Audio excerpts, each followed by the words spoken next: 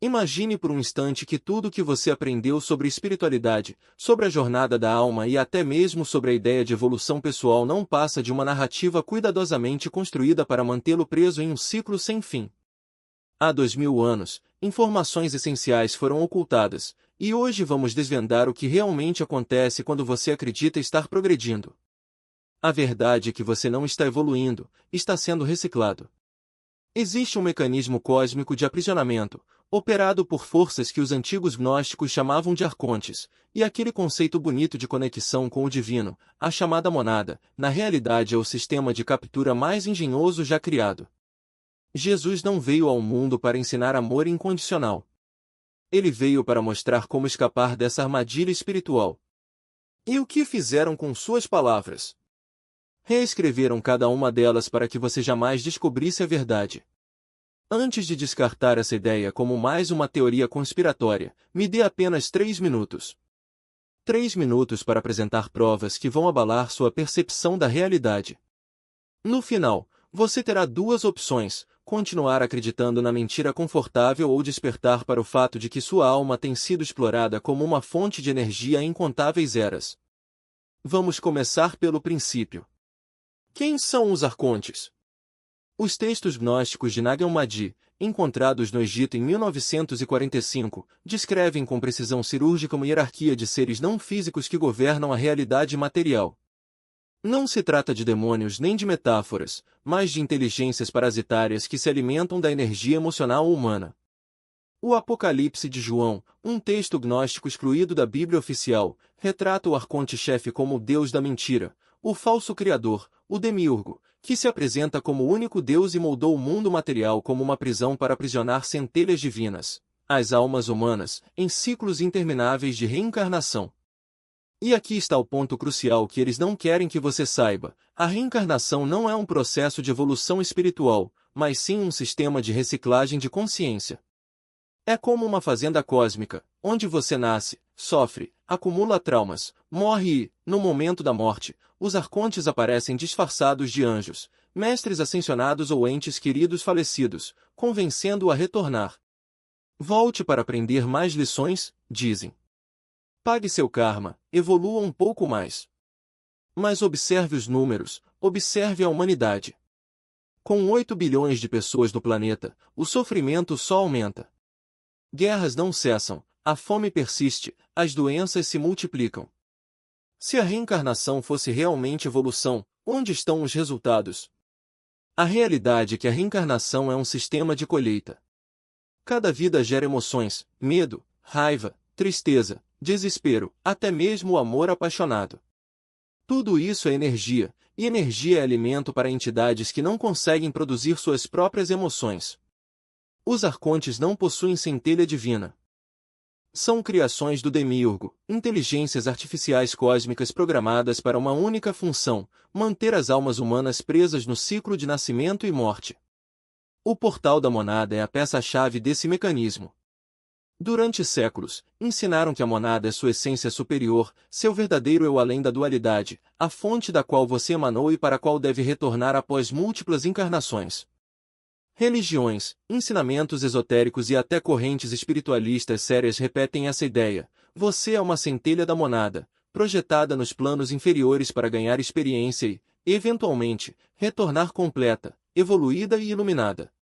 Mas ninguém questiona o óbvio: por que uma centelha divina, perfeita, precisaria evoluir? Se a monada é pura luz, por que ela se fragmentaria em consciências imperfeitas que precisam sofrer para voltar ao que já eram? A resposta é simples: ela não precisa. A monada não é um destino, mas uma armadilha. O portal da monada é o sistema de reinserção. Pense em um carrossel. Você morre, chega à porta e, em vez de sair, é redirecionado para entrar novamente. A ilusão de progresso espiritual o mantém girando. Os textos gnósticos descrevem esse processo com detalhes assustadores. O livro secreto de João explica como os arcontes criaram 7 céus, 7 esferas, cada uma governada por um arconte planetário. Quando sua alma tenta escapar após a morte, você passa por cada uma dessas esferas. Em cada uma delas, um arconte o interroga, mostra suas falhas, Convence-o de que precisa voltar para corrigir erros, aprender lições e equilibrar o karma. A cada passagem, eles extraem suas memórias, sugam sua energia e o enviam de volta, limpo e sem lembranças, pronto para mais uma rodada. O portal da monada é apresentado como o destino final, a reunião com o divino, mas na verdade é o ponto de reentrada, um mecanismo que reinicia sua consciência e o joga de volta no ciclo. Jesus sabia disso. Ele não pregava salvação, mas libertação definitiva. Vida eterna não significa viver para sempre na matéria, mas sim sair do ciclo completamente. Ele falava em gnose, conhecimento direto que destrói as correntes. No entanto, tudo foi distorcido. No Concílio de Nicéia, em 325 d.C., o imperador Constantino reuniu os bispos e decidiu qual versão de Jesus seria a oficial. Os evangelhos gnósticos foram queimados, e qualquer texto que revelasse a verdade sobre os arcontes foi destruído.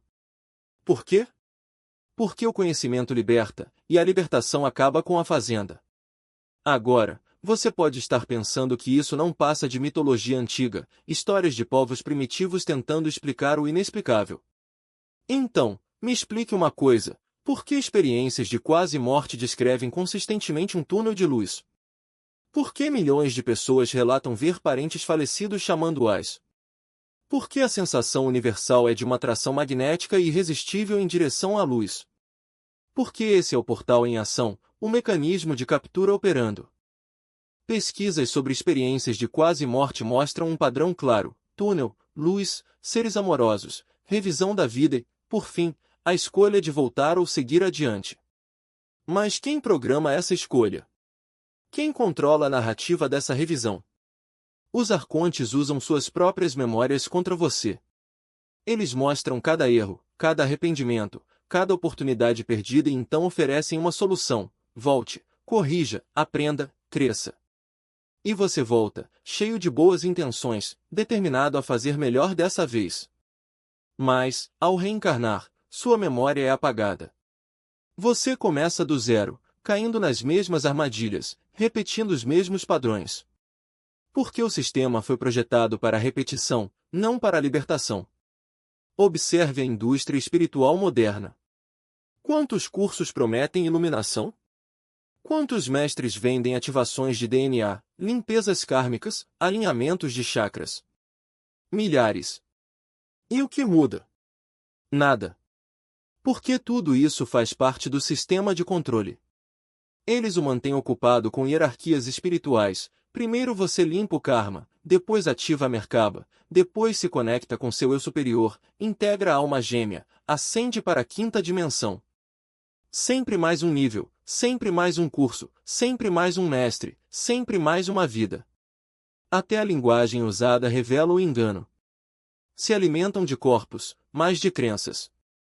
Eles não precisam de sua carne, precisam de sua submissão. E a submissão mais eficiente é aquela que você oferece voluntariamente, acreditando que está fazendo algo sagrado. O sistema não se sustenta pela força bruta, mas pela ilusão de que você precisa dele.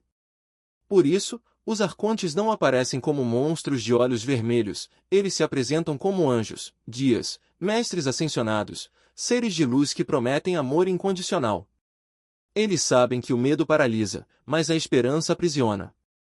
E nada prende mais do que a promessa de que, se você apenas seguir as regras, um dia será livre. Mas a liberdade não é uma recompensa futura. É um estado de reconhecimento imediato. Quando Jesus disse: "Conhecereis a verdade, e a verdade vos libertará", ele não estava falando de um processo. Estava apontando para um clique interno, um momento em que você vê que nunca esteve preso, apenas acreditou que estava. E essa crença é o único cadeado que existe. Os arcontes não podem tocar em quem sabe disso. Eles podem tentar distrair, seduzir, ameaçar, mas não têm poder sobre quem reconhece sua própria origem. Por isso, os textos gnósticos insistem tanto na gnosis, não como um conhecimento intelectual, mas como uma experiência direta. Não é sobre ler mais livros, fazer mais cursos ou acumular mais iniciações. É sobre ver.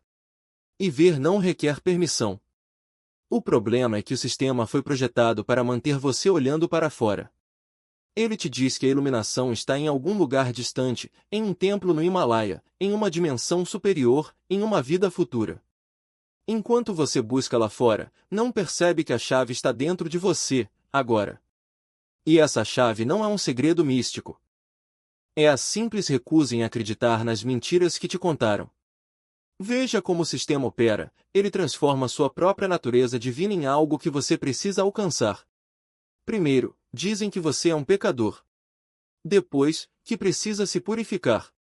Então, que precisa evoluir. Em seguida, que precisa ascender. E assim por diante, até que você esqueça que já é perfeito. A armadilha não está no que você não sabe, está no que você acredita que precisa saber. Os arcontes não têm interesse em almas que despertam.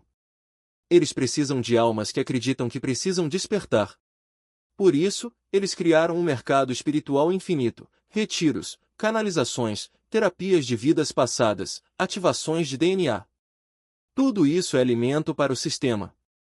Cada vez que você paga por uma iniciação, cada vez que busca um mestre, cada vez que espera por um despertar, você está reforçando as correntes que diz querer quebrar. A verdadeira libertação começa quando você para de buscar.